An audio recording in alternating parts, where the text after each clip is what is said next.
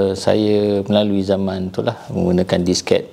Ada CPU sebesar-besar tu, bawa dengan printer yang bising tu, yang pakai kerr tu kan, tu semua. So dulu saya kereta pun tak ada lagi. Memang kita kena ikut dia orang lah. Dia orang lah yang bawa kita ke tempat-tempat tu.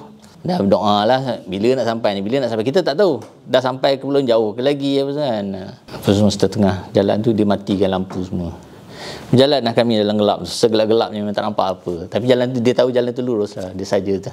Masa tu saya umur 23 tahun. Tu first job? First job.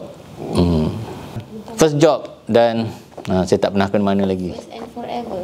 InsyaAllah.